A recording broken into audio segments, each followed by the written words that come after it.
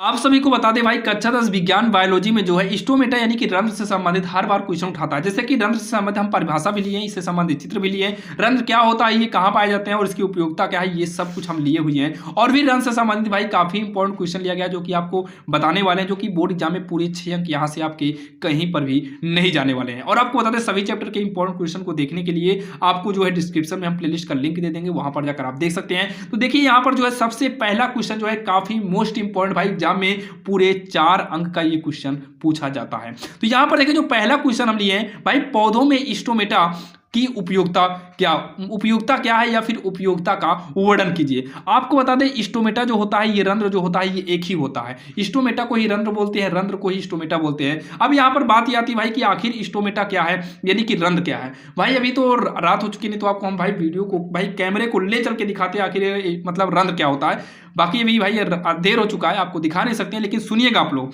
आप कभी पत्ती देखे हैं क्या? आप कभी पत्ती पेड़ की देखे होंगे? भाई देखे होंगे भाई, सब कोई देखा होगा। आप पत्ती को ध्यान से देखिए तो उस पत्ती में भाई बीच में हल्का मतलब छेद टाइप का लगता है, मतलब हल्का धब्बा धब्बा लगता है। तो भाई जो धब्बा धब्बा है ना उसी को रंध्र बोलते हैं। पत्तियों में जो धब्बा धब्बा होता है ना उसी को रंध्र बोलते हैं। बाकी किसी दिन आपको भाई, अगर चैनल को सब्सक्राइब कर लीजिएगा, किसी दिन आपको भाई साइड वीडियो हम डाल देंगे रंध्र को दिखाकर, आप लोग देखिएगा। तो भाई पौधों की पत्तियों में जो छोटे छोटे छिद्र होते हैं ना, मतलब पत्तियों में, वही आपके रंध्र होते हैं यानी कि स्टोमेटा होते हैं, जो कि वो अधिक जल को वाष्प के रूप में उड़ा देते हैं। बाकी हम देखने वाले इसकी परिभाषा को। तो यहाँ देखिए स्टोमेटा पादप तथा पर्यावरण के मध्य गैसीय विनिमय का नियमन करते हैं। फिर तथा रंध्र, इसको आप नोट कर लीजिएगा, काफी इंपॉर्टेंट है भाई, 4 अंक का आता है, तो आपको भाई कुछ ना कुछ तो लिखना ही पड़ेगा। तो फिर से देखते हैं, स्टोमेटा पादप तथा पर्यावरण के मध्य गैसीय विनिमय का नियमन करते हैं तथा रंध्र छिद्र के आकार को परिवर्तित करके जल की हानि का नियंत्रण करते हैं। जल की हानि का यानी कि जल के हानि का नियंत्रण करते हैं। यह रंध्र CO2 सांद्रता एवं प्रकाश तीव्रता से प्रभावित होता है। अब उसके बाद यहाँ पर देखिए आपको ये भी क्वेश्चन पूछ सकता है भाई, 2 अंक का, खुले स्टोमेटा रंध्र का नामांकित चित्र बनाइए। क्योंकि आपको बता दें भाई काफ़ी ये इंपॉर्टेंट है और आपको भाई चित्र पूछता है। तो ये चित्र है जो कि यहाँ पर हम लिखे हुए हैं, और यहाँ चित्र में भाई इसके नाम ज़्यादातर नहीं लिखना पड़ता है, ज़्यादा ध्यान नहीं देना पड़ता है। बाकी यहाँ पर जो है इसके नाम लिख देते हैं। जैसे यहाँ पर देखिए ये जो है और ये जो है, ये दोनों आपके भाई द्वार कोशिकाएं हैं, यहाँ लिख दे रहे हैं द्वार कोशिकाएं हैं। और ये जो बीच वाला जो भाग होता है, ये बीच वाले भाग को हम लोग बोलते हैं रंध्र। क्या लिखेंगे? रंध्र छिद्र इसे बोलते हैं, रंध्र छिद्र इसे बोलते हैं, छिद्र रहता है द्रा। और जो ये नीचे का पॉइंट होता है, ये नीचे मतलब देखिए यहाँ पर जो ये सब पॉइंट बने हुए हैं, ये हमारा होता है हरित लवक होता है। ये क्या होता है? हमारा हरित लवक होता है। इसी को हम लोग बोलते हैं खुला रंध्र बोलते हैं। इसी को हम क्या बोलेंगे? खुला रंध्र बोलेंगे। अब यहाँ पर देखिए रंध्र से संबंधित ही क्वेश्चन जो है, रंध्र क्या है, ये कहाँ पाए जाते हैं, इसकी उपयोगिता लिखिए। तो भाई रंध्र जो होता है ना, ये पत्ती एक चपटी संरचना होती है। पत्ती जो होता है एक चपटी संरचना होती है, जो दोनों ओर से बाह्य त्वचा से ढकी होती है, मतलब एकदम पतली परत से वो ढकी रहती है। पत्ती के बाहर यहाँ वहाँ छोटे छोटे छिद्र होते हैं। अभी आपको बताया ना भाई, पत्तियों में छोटे छोटे छिद्र होते हैं, जिन्हें हम रंध्र कहते हैं, यानी कि स्टोमेटा कहते हैं। ध्यान देना, रंध्र स्टोमेटा दोनों एक ही है। एग्जाम में कभी कभी स्टोमेटा आता है, उसमें रंध्र का नाम ही नहीं देता है, तो वही आप लोग तैयार रखना कि रंध्र और स्टोमेटा एक ही है। रंध्र पौधों के हरे वायवीय भागों पर भी पाए जाते हैं।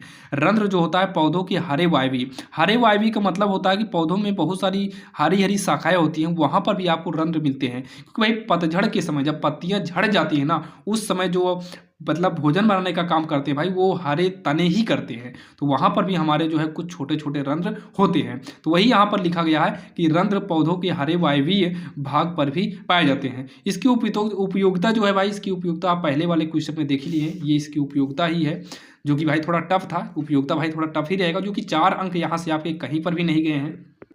आप लोग तैयार कर लेना, जो कि भाई रंध्र से संबंधित हम 3 क्वेश्चन बताएं, तीनों क्वेश्चन काफी इंपॉर्टेंट भाई, तीनों को पढ़ लीजिए, कंफर्म करें कि यहाँ से एक क्वेश्चन तो पूछा ही पूछा जाएगा, जो कि पूरे 4 अंक का पूछा जाएगा।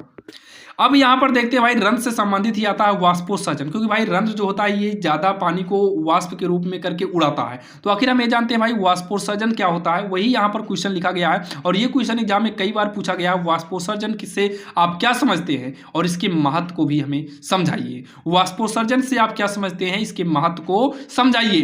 तो वाष्पोत्सर्जन के महत्व की अगर हम बात करें तो वाष्पोत्सर्जन पत्तियों में वाष्पोत्सर्जन खिंचाव उत्पन्न करता है। वाष्पोत्सर्जन पत्तियों में वाष्पोत्सर्जन खिंचाव उत्पन्न करता है या अधिक जल को पत्तियों के द्वारा उत्सर्जित कर देता है। या जैसे मान लो पेड़ में आप पानी डालें, अब पेड़ में पानी ज्यादा हो गया तो भाई जैसे आप पेड़ में पानी डालेंगे तो जड़ें जो है पानी को खींचकर ऊपर पहुंचाएंगी। अब भाई पेड़ के अंदर मान लो 1 लीटर पानी की जरूरत है, मान लो अगर पेड़ को 1 लीटर पानी की जरूरत है, अब जड़ों के द्वारा भाई 1.5 लीटर पानी चला गया, 2 लीटर पानी चला गया, तो पत्तियां जो है उसमें से 1 लीटर पानी को वाष्पोत्सर्जन की क्रिया द्वारा उड़ा देंगी। अब उस पेड़ के अंदर कितना बचा, 1 लीटर पानी बचा, जो कि उसकी आवश्यकता के हिसाब से वो पूरा हो जाता है। तो उसी हिसाब से भाई जो ज्यादा जल होता है यानी कि अधिक जल होता है उसे पत्तियां जो है वाष्पोत्सर्जन के द्वारा उत्सर्जित कर देती हैं, यानी कि पेड़ से बाहर कर देती हैं वाष्प के रूप में। अगला क्या है, वाष्पोत्सर्जन की प्रक्रिया से ही पत्तियों के तापमान में वृद्धि या ह्रास होता है। देखिए वाष्पोत्सर्जन की क्रिया द्वारा जो है पत्तियों के जो भाई पत्तियों की वजह से जो है वाष्पोत्सर्जन की क्रिया द्वारा पत्तियां जो है जल को मतलब जैसे उड़ा देती हैं, उसी हिसाब से ताप में वृद्धि होती है। या फिर अगर कम ताप की जरूरत है तो कम ताप हो जाएगा, ज्यादा ताप की जरूरत है तो ज्यादा ताप हो जाता है। और पत्तियां ही अधिक ऊष्मा से रक्षा करती है, पत्तियां ही जो है पौधों को भाई अधिक ऊष्मा से रक्षा भी कर देती है। अब उसके बाद ये जो है भाई क्वेश्चन जो है आनुवंशिकता का है। भाई आनुवंशिकता के ये क्वेश्चन है, 5 क्वेश्चन लिए गए जो कि भाई पूरे 4 अंक वाले में आते हैं। चारों क्वेश्चन एक साथ ही पूछता है, ध्यान देना, चारों क्वेश्चन जो है एक साथ ही पूछता है। पहला क्वेश्चन इसमें क्या है, 1-1 नंबर का आता है, 4 अंक यहाँ से आपको मिल जाते हैं। तो आनुवंशिकता को परिभाषित करना है। तो आनुवंशिकता जो है जीव विज्ञान की वह शाखा है जो आनुवंशिकता तथा विभिन्नताओं का अध्ययन कराती है।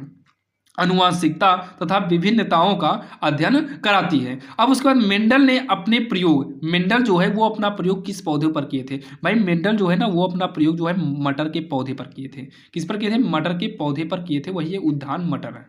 तो मटर के पौधे पर मेंडल अपना प्रयोग किस पर किए थे भाई, तो वो अपना जो प्रयोग है वो मटर पर किए थे। किस पर किए थे, मटर पर किए थे। और ये वाला क्वेश्चन काफी आता है भाई, यहाँ पर भाई लड़के फंस जाते हैं।